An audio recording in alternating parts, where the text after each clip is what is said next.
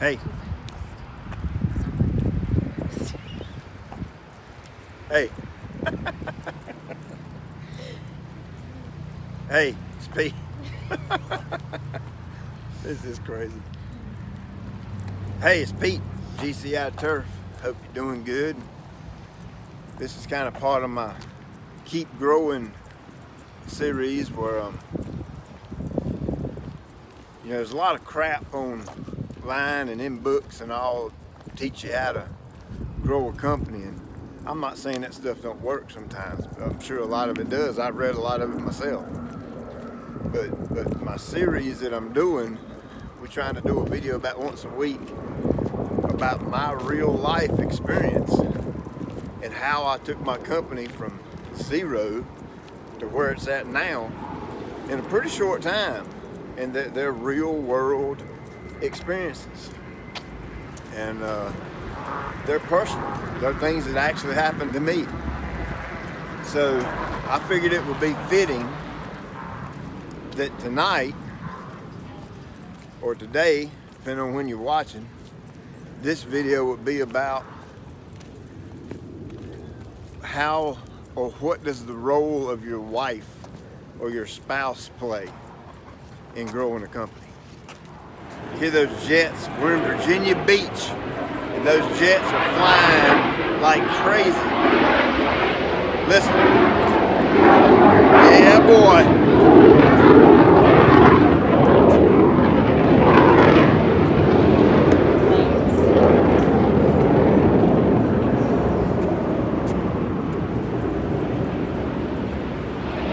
That's the sound of freedom. So, hey, I can't even hear myself talking out here. All these jets flying around. So we're going to go up inside and wrap this up for you.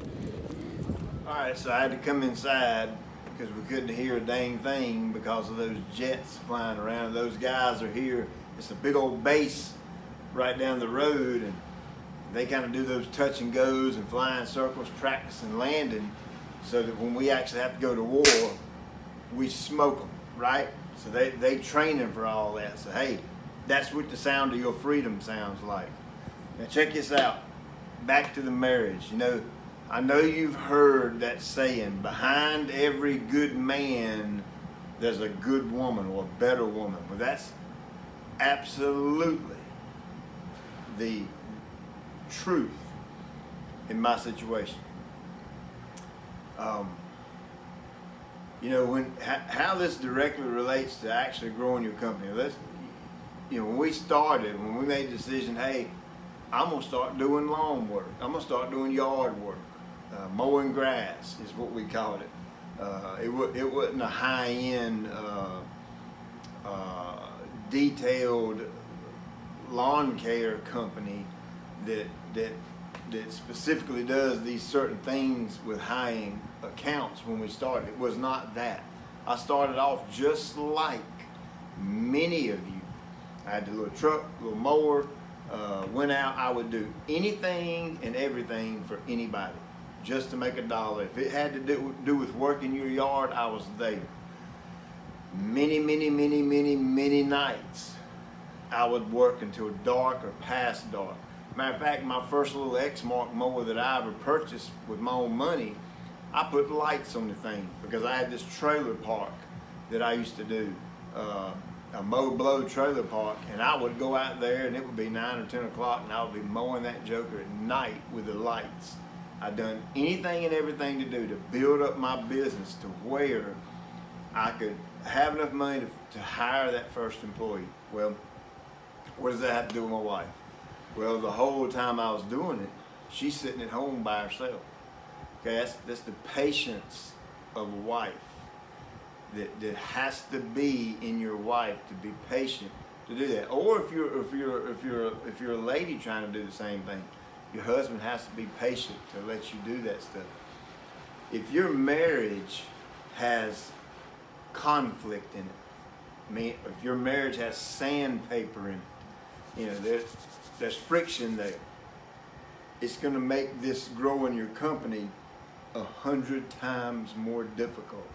Okay, Your wife needs to be able to help you make decisions in the business. I don't make all these decisions. I ask her. I say, Tammy, what do you think about this idea? Do you think this will work? And we'll sit down and we'll talk about it. And we'll figure out, well, what if we do this or that or this or that? And we'll agree on a decision for the most part. And those decisions typically work out well. Obviously, our faith in this whole process is the key. You know, our trust in Jesus that he is exactly who he says he is, and that he is going to bless us when we honor him with what we do.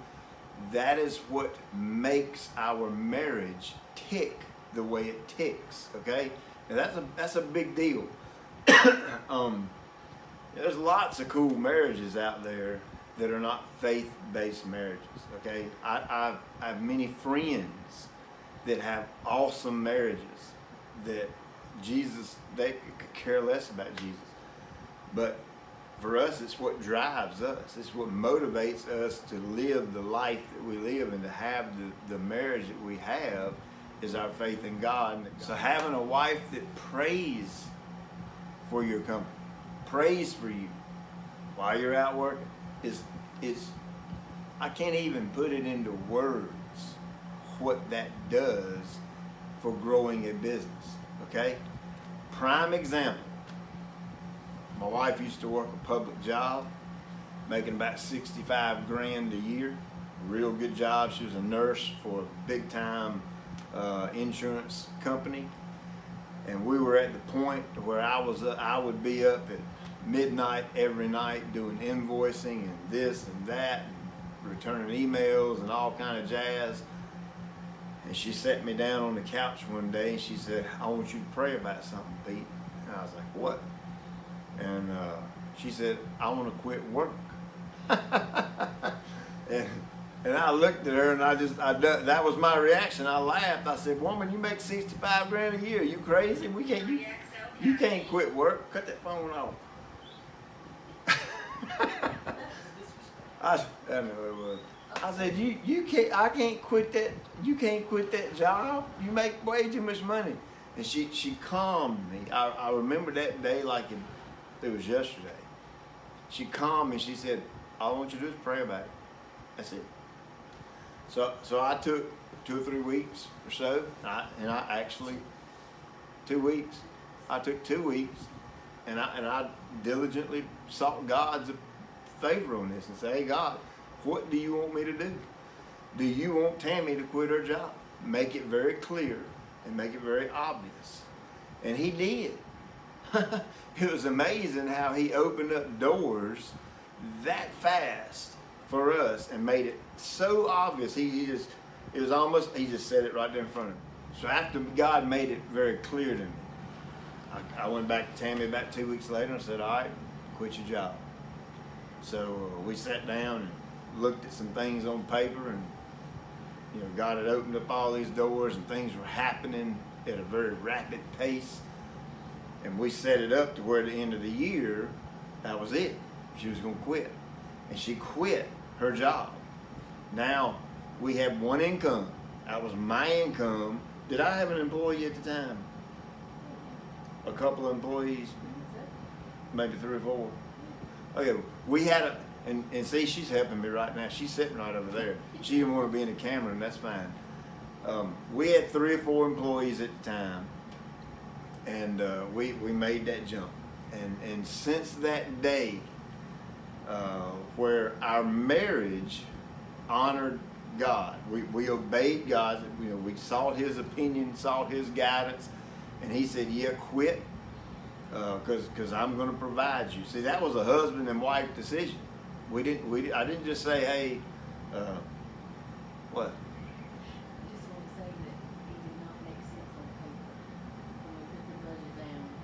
Good, that's a good point.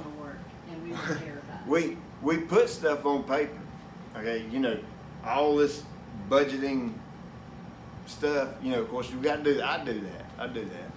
But we wrote the math down on paper, and when you added the math up, the numbers did not work.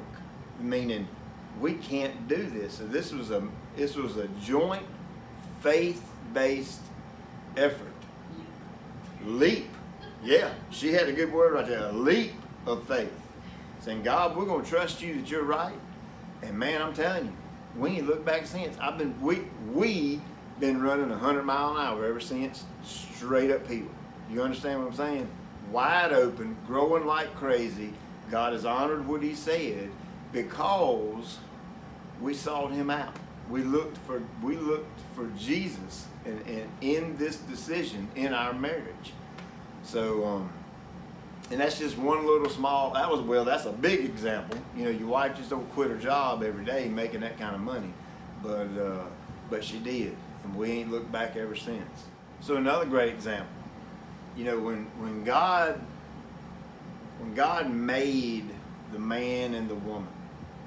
Again, I know I'm sounding like a preacher here, but I'm sorry. This is our life. This is who we are.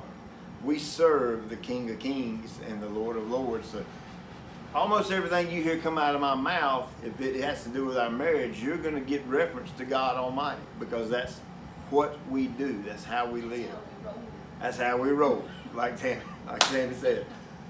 So when God made the man and the woman, he put this thing in men that we crave and we desire and we feed off of, and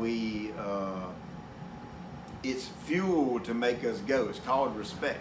Okay, that's what it is. I thrive on it. That's why we teach our kids to obey and to listen, and to be mannerful, all that kind of thing. It's because it's a way of respect toward older people or to their peers or whatever. And us as men, we thrive on that. It's the driving force behind who we are. That's how God made us. But on the opposite end of the spectrum, when he made the woman, he made them to love, right? That motherly love that they show their kids, and this no matter what happens, they love their kids. And I'm not saying I don't love my kids, because I do, but she loves in a different way than I love. It's natural. She doesn't. A good example, when we got married, she was a very independent woman, extremely independent. She had been on her own for a while. She had her own apartment, she had her own job, she had her own car, all that kind of stuff. She was very independent. So when I come into the picture, of course, I didn't understand how to be a leader at the time. I had no clue, and she was basically the head honcho in the house. So when we got into the church we're still in now, 15 years later, and we began to grow in our faith together, and we took this series called Love and Respect. I can't remember the guy that wrote the book or the CDs, but I highly I don't care who you are, you need to go through that series, Love and Respect. And it began to teach us that you depend on God to teach me how to love my wife unconditionally. And God teaches my wife how to respect me unconditionally. And when we grasp that concept, that love and respect concept, that, hey, I can't do this on my own. I have to have God's help to help me love my wife the way Jesus wants me to love her.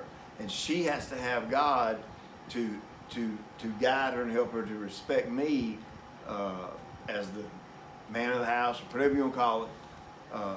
She had to depend on God for that. And when we got to that point, our marriage blossomed into something that, I hope you experience it.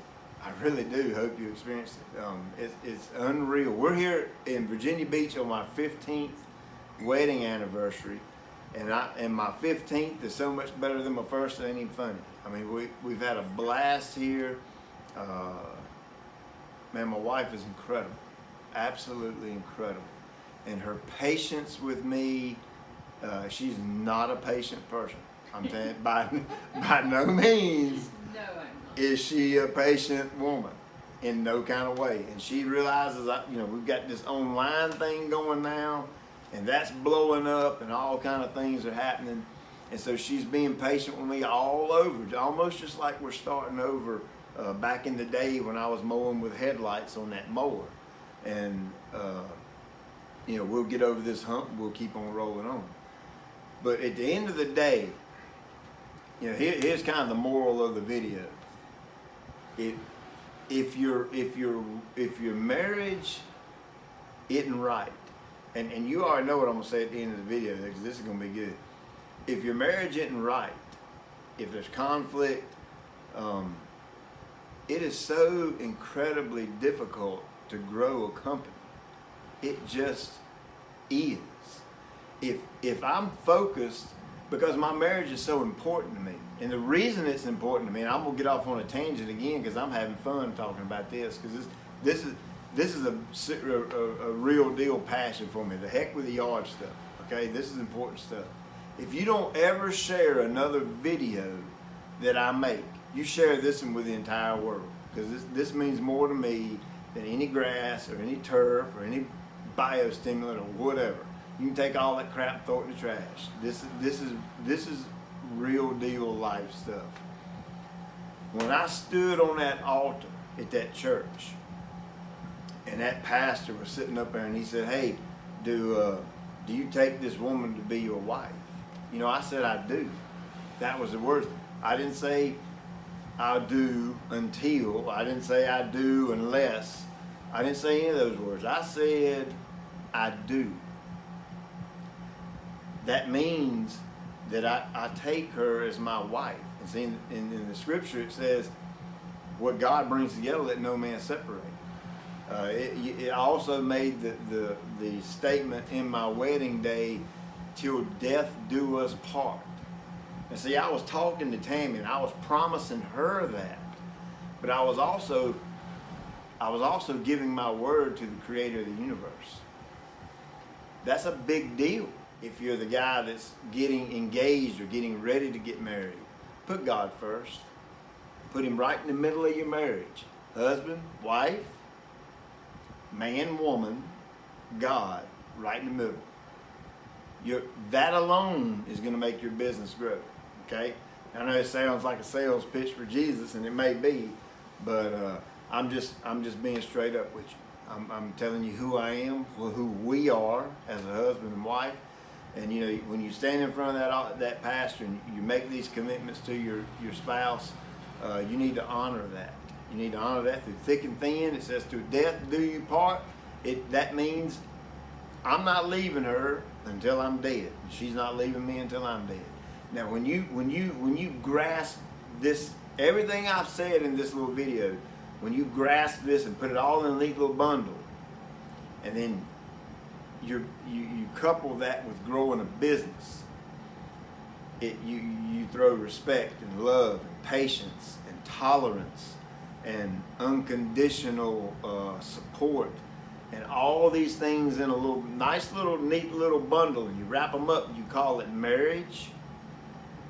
You can't fail. You can't. It's near impossible for you to fail, because greater is he is in me than he is in the world. So you overcome all those obstacles in growing a business, because I've got this amazing, incredible wife to help me, right? And she's got me to help her. So hey, I know I've said a whole lot in this video. I wanted to keep this short and sweet and to the point. But when we're talking about marriage, I'm talking to you about my best friend in this entire world. Other than my faith in Christ, she is first on my list. She gets second place in my life. That's above my kids. That's above my company. That's above my friends. That's above my mama and my daddy. My wife has second place only to Jesus. That's it. When you grasp that concept, when you get that, then your marriage is totally different. And I know a lot of you watching right now are in that position, and you are experiencing that same marriage that my wife and I have. Doesn't mean you're not going to argue. Doesn't mean you're not going to fuss and you're not going to fight, because we've been there, done that, right? But we also show each other grace and forgiveness when every single time that happens. And we let God kind of wrap his arms around us and heal that, mend that confusion in our marriage. Because that's all it is, confusion Satan's throwing at you. That's all it is. That's all the argument is. He's trying to get his daggone feet in the door, and we just kick him right back out. So hey, I hope this has helped. I hope I didn't ramble on too much. I hope you actually got something out of this. My wife has been, I just cannot tell you how instrumental she's been in us growing this company. Matter of fact, half of the company's hers. You know, when we that, yeah, whoop whoop, that's right. So that whole thing about getting married, and you know, I got this bank account and I got this bank account. Man, y'all need to throw that mess out the door, because that money crap's gonna mess your marriage up. If you think it's your money and she thinks that's her money, it's y'all's money. Because hey, the two become one. The two become one flesh, right? Which hers is yours and which yours is hers, and most of the time what's mine's hers and what hers is hers. Yeah. but no, all seriousness, you know, the company isn't even mine. It's half of it belongs to her, because we're together, we're one, because she's my wife. You know, please don't mistaken your wife for somebody else. That is your bride, your wife that you promised all these things. I promised her 15 years ago that I'm here the rest of my life. You know what I'm saying? Make it the best you can possibly make it, and put Jesus in it, and it will be the best it can possibly be. So hey, get your marriage right. I've been dying for 50, how long is this video? 20-some minutes to say that. Get your marriage right, and your company will fall in right behind it. I give you my word.